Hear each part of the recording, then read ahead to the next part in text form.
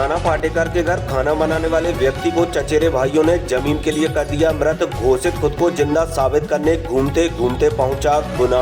6 जनवरी को शाम 6 बजे के लगभग सामने आई जानकारी में मशहूर फिल्म अभिनेता नाना पाटेकर के घर रसोइया का काम करने वाले एक शख्स संतोष के चचेरे भाइयों ने उन्हें दस्तावेजों में जमीन के लिए मृत घोषित कर दिया। परिजनों ने हलफनामा दिया कि संतोष मूरत सिंह की मौत मुंबई ट्रेन ब्लास्ट में हो चुकी है। तब से संतोष मूरत सिंह उत्तर प्रदेश राजस्व विभाग, पुलिस और कोर्ट के चक्कर काट रहे हैं। संतोष ने गुना पहुंचने पर 6 जनवरी को बताया करीब 3 साल तक कोर्ट में केस चलने के बाद उन्हें न्याय नहीं मिला, इसलिए वे अपने आप को जिंदा घोषित करने की मुहिम चला रहे हैं। घूम घूम कर लोगों को बता रहे हैं कि मैं जिंदा हूं। इसी तरह घूमते हुए वह गुना पहुंचे और 6 जनवरी को मीडिया से मुखातिब हुए। करीब 21 साल पहले यूपी के वाराणसी निवासी संतोष मूरत सिंह के मुताबिक उनके परिजनों द्वारा कोर्ट में झूठा हलफनामा देकर उन्हें मृत घोषित करवा दिया है। तब से वे अपनी 12 एकड़ जमीन पाने के लिए खुद को जिंदा घोषित करने घूम रहे हैं। हमारा गांव ग्राम और पोस्ट छितौनी, थाना चौबेपुर, जिला बनारस के निवासी हैं और मेरे पिताजी आर्मी में थे। उनका नाम स्वर्गीय मूरत सिंह और रिटायरमेंट के बाद उनका देहांत 1988 में होता है। और 1988 में ऑल प्रॉपर्टी जो है मेरी विधवा मेरी माताजी के नाम से और पुत्रगण मतलब हमारा वरासत जो है 1988 में हो गया था। उस समय हम नाबालिग थे। नाम चलते आया, सन 2000 तक नाम चलते आया। सन 2000 में फिल्म स्टार नाना पाटेकर साहब 5 फिल्म की शूटिंग के लिए हमारे गांव में आए और उनसे मेरी मुलाकात हुई। नाना साहब को जब पता लगा कि हम फौजी के बेटे हैं, हमारे पिताजी वो फौज में थे, तो उन्होंने कहा कि आप फौजी के बेटे हो और आप ही के गांव में हम शूट कर रहे हैं, तो आप कुछ हमें बना के खाना वाना कुछ खिलाओ। तो हमने कहा कि सर क्या खाएंगे। तो गांव का जो नेचुरल चीज़ होता है जैसे चने का साग, बल्डे का लिट्टी, ये सब हमने अपने हाथ से कुकिंग करके उनको खिलाया। उन्हें पसंद आया। सो उन्होंने कहा कि संतोष आप हमारे साथ बॉम्बे चलो, चूँकि आपके मम्मी पापा कोई नहीं है, आप अकेले हो, आपका व्यक्तित्व मुझे अच्छा लगा। तो हम नाना पाटेकर साहब के साथ बॉम्बे चले गए सन 2000 में। सन 2000 में चले गए। पूरा गांव वालों ने ही सपोर्ट करके वहां भेजा भी मुझे कि चलो इतना बड़ा स्टार जो है हमारे गांव के लड़के को ले जा रहे हैं तो अच्छा होगा। अब वहां चले गए। 3 साल हम नहीं आए। 3 साल में ही गाँव के लोगों ने ही नाना पाटेकर साहब को फ़ोन किया कि सर संतोष कहाँ है। तो बोले संतोष है यहाँ पे ही है, मेरे पास ही है, किचन में है, कुछ कर रहा है। तो बोले सर बात कराएंगे हमारी। तो बोले हाँ ज़रूर। तो मेरी बात हुई तो बोले संतोष आप जिंदा हो, आप तो आज आपकी गांव में 13वीं है। तो हम कह रहे यार क्या मजाक कर रहे हो। तो बोले मजाक नहीं, अगर आपको यकीन नहीं हो तो गांव में आके आप देख सकते हो, मिल सकते हो, पूछ सकते हो। तो हालांकि हम 13वीं में तो नहीं पहुँचे। 13वीं के बाद हफ्ता 10 दिन के बाद गाँव में गए तो करण अर्जुन फिल्म की तरह हमें जो कोई देखे बोले कि अरे आप तो मर गए हो, जिंदा कैसे हो। मतलब काफ़ी लोग बोले। फिर हम साहब को फ़ोन किए, नाना पाटेकर साहब को, तो बोले कि आप एक काम करो, पुलिस के पास जाओ। पुलिस के पास गए तो पुलिस प्रशासन का कहना था ये उत्तर प्रदेश है, यहाँ 1000-2000 के लिए कांड हो जाता है, आप वैसे भी इतने बड़े फिल्म स्टार के यहाँ जॉब कर रहे हो, आप जाके कमाओ खाओ यार, इस चक्कर में मत पड़ो। वहाँ से मायूसी हाथ लगी। हम फिर वकील के पास गए। वकील का कहना था कि आप एक काम करो, जब काम नहीं करोगे, पैसा नहीं रहेगा तो आप केस कैसे लड़ोगे। 1500 रुपये महीने पे हमें उन्होंने हायर कर लिए। मतलब 1500 रुपये उनको महीना देना है और वो तारीख देखेंगे। हम 1500 रुपये पर मंथ पे उनको रख के चले गए। 3 साल तक उनको 1500 रुपये भेजते रहे। एक बार भी हमको जज के सामने पेश नहीं किए। लास्ट में थक हार के हम कहे कि भैया हम यहाँ कुकिंग करके कितना पैसा कमाएंगे, हमारा सब कुछ जा चुका है, मर गए। तो एक काम करो, या तो हमें ज़िंदा करो या तो ये केस छोड़ दो। तो बोले आपकी मर्जी। तो हमने बंद कर दिया वो केस और 1 जनवरी 2012 से दिल्ली के जंतर मंतर पे अनिश्चितकालीन धरनारस्त हो गए। आपको मरा क्यों घोषित किया, किसने किया? हमारी ज़मीन के लिए हमारे दयाद परदार चचेरे भाइयों ने वाराणसी सदर तहसील राजस्व विभाग में एक एफिडेविट हलफनामा लगा दिए। लापता मिसिंग लाश मुंबई ट्रेन बम ब्लास्ट में संतोष मूरत सिंह मर चुका है और 13वीं जो मरने के बाद का होता है 13वीं करके मुंबई ट्रेन ब्लास्ट में आप मर गए ऐसा उनका कहना। हाँ, एफिडेविट हलफनामा लगा दिए। अच्छा। और 13वीं करके हमारे हिस्से की 12.5 एकड़ जमीन अपने नाम ट्रांसफर करा लिए। चूँकि हमारे गार्जियन कोई है नहीं, मम्मी पापा गुजर गए, भाई है नहीं, तो ऑल प्रॉपर्टी जैसे कि जो रिलेशन के चचेरे रहेंगे उन्हीं के हिस्से जाएगी। तो उसका फ़ायदा उन्होंने उठा के अब उस संबंध में कोई केस प्रचलन में है?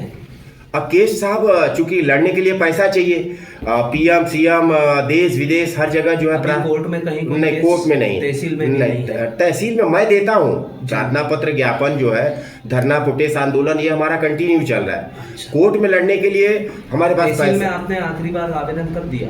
अरे अभी 15 दिन पहले। 15 दिन पहले कहाँ पर? वहीं वाराणसी में। हाँ, वाराणसी में जी। अभी गुना आने का आपका क्या? गुनाह का उद्देश्य ये है साहब कि जैसे कि भौतिक जगत में मतलब भटका तो बहुत है, मतलब संघर्ष कर ही रहे, तो हमने सोचा कि चलो एक बार आध्यात्मिक दृष्टि से भी देखा जाए। क्योंकि एक भोजपुरी में कहावत है कि थरिया हिराला ठिल्ली में हाथ ना जा, लेकिन हाथ उसमें भी चला जाता है। मतलब थाली का जो साइज है वो बड़ा रहता है और जो ठिल्ली रहता है, हड्डियाँ रहती है, वो गोला, उसका मुंह तो इतना ही छोटा रहता है, तो इतना बड़ा उसमें गया कैसे? गुनाह कैसे आना हुआ? गुनाह का आध्यात्मिक दृष्टि नहीं, गुनाह का पता कैसे पड़ा कि मुझे गुनाह आना चाहिए? हाँ, गुनाह का मैम का, चूंकि हम सोशल मीडिया में काफ़ी हाईलाइटेड हैं, काफ़ी लोग मुझे देखते हैं, व्यूअर फॉलोवर, तो मैम भी हमसे जुड़ी हुई है सोशल मीडिया में। तो मैम को हमने फ़ोन किया, मधु मैम, तो मधु मैम ने कहा कि ठीक है आप आइए, हम आपका क्या कहते हैं वो करेंगे। आपने उनसे संपर्क किया? हाँ जी, हमने किया, उन्होंने किया, मतलब सोशल मीडिया करीब 2-3 महीना हुआ। अच्छा। तो मैम को हमने कहा कि मैम हमारी दैनिक स्थितियाँ सही नहीं है, क्योंकि हम फीस देने के योग्य भी नहीं है, क्योंकि हम धरना प्रोटेस्ट पे हैं। उनको लाइव आके हमने दिखाया भी है और उनको कहा भी कि आप हमारे संघर्ष को गूगल पर भी देख सकती हैं। तो मैम ने देखा भी, तो चूँकि आने जाने का जो भी हमारा टिकट भी उन्होंने ही किया, मैम ने ही, और फीस उसको ही चार्ज। तब से आप गुनाह ही रह रहे हैं? हाँ। आपके पत्नी बच्चे? नहीं, शादी नहीं हुई है। आपकी शादी नहीं नहीं। हुई है? आपकी मदर? नहीं, मम्मी पापा कोई नहीं है। मम्मी पापा भी कोई नहीं है? मतलब अब आपके गांव में वहाँ पर कोई नहीं है? नहीं। ठीक है। आपने बताया कि साहब आप मुझे ले गए, मेरी जमीन चली गई, बाद में फिर संपर्क नहीं किया कि साहब आपकी बदौलत ऐसा हुआ, नाना पाटेकर, मेरी मदद करो। नाना पाटेकर साहब ही हमारे, अगर देखा जाए तो पूरी दुनिया में अगर कोई गॉडफादर आइडियल है तो वही है, और वो समय समय पे मीडिया से भी मुखातिब होते हैं और मेरे बारे में स्टेटमेंट भी देते हैं। आप उनको मीडिया पे भी देख सकते हैं, उनका बाइट भी है। आरजे रौनक रेड एफएम पे उन्होंने कैंपेन भी चलाया था, जिसमें बहुत से बॉलीवुड के स्टार लोगों ने मेरे बारे में बाइट दिया है और कहा है कि भाई ये गलत हो रहा है कि जिंदा व्यक्ति को मृत घोषित कर दिया जाए। और मेरे जीवन पे जो है कि फिल्में भी बन जा रही हैं। आपके जिंदा रहने और जमीनी जो मामला है आपका, इसमें कोई कानूनी मदद की नाना पाटेकर ने आपकी? हाँ, कानूनी मदद मतलब उनका यह है कि सीएम से संपर्क करना, टेक्निकली जैसे एफआईआर नहीं लिखा जा रहा है, लखनऊ हजरतगंज थाना में मुख्यमंत्री द्वारा बात करना। हाँ, और हमारा एफआईआर जल्दी लिखा नहीं जाता है क्योंकि एक डेड मैन है, तो कैसे ये लोग अगर एफआईआर लिखेंगे तो उनको प्रूफ चाहिए। तो कब से नहीं मिले आप नाना पाटेकर? अरे अभी करीब 1 महीना हुआ। गुना कब आया? गुना 3रा दिन है। 3रा दिन है। हाँ।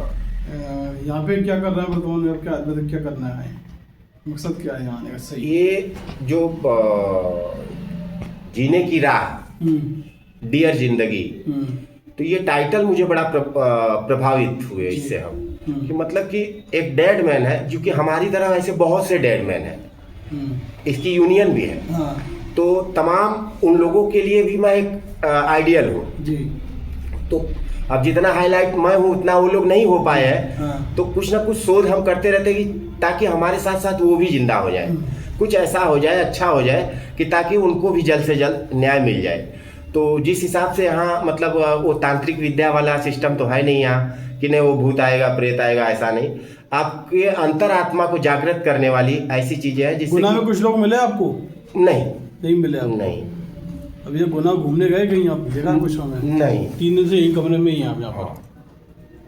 आपको नाना पाटेकर अगर नहीं ले जाते तो हो सकता है आपकी जमीन और ये नहीं जाता, आप गांव में अच्छी खेती कर रहे होते, आज को चोर होते, आपके बीवी बच्चे होते, तो इसके लिए दोषी आप नाना पाटेकर को मानते हो? खुद को ही मानते हो? नहीं ना, उनको दोषी नहीं मानते हैं। और वो तो देखिए, कहने का मतलब ये है साहब कि ऐसे भी अगर कोई बेईमानी पे उतर आए तो कुछ भी इशू लगा के वो कर सकता है, ये तो हमारा सौभाग्य था। फिर आप गांव में भाई रहते ना, अपनी जमीन संभालते, तो फिर कैसे लगा? तो कहीं और गए होते, परदेश चले जाए। जैसे आज के डेट में अगर आप कहीं 1-2 साल के लिए परदेश चले जाए, हर व्यक्ति को नाना पाटेकर साहब तो लेके नहीं जा रहे हैं।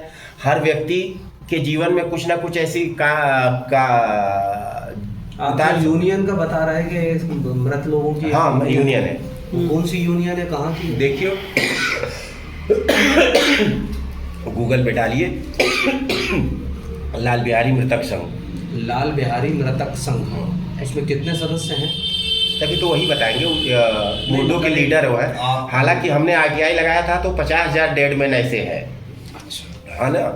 और इसमें मुर्दों में भी कंपटीशन चल रहा है साहब।